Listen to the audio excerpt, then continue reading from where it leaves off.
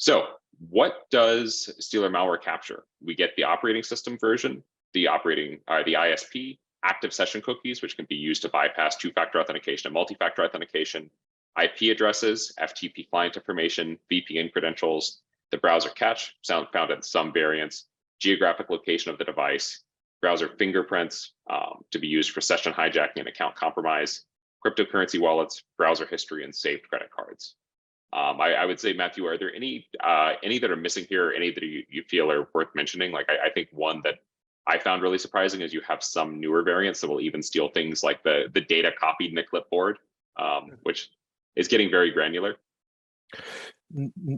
Yeah, I think it's getting really granular, but you have to keep in mind that we find as well into those communication the communication scheme between the CNC and the machine, and as well any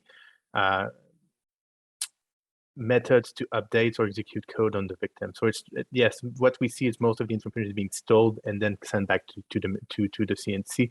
But we see as well some capacity in those malware to run some code and to execute some malware directly on the infected machine of the client.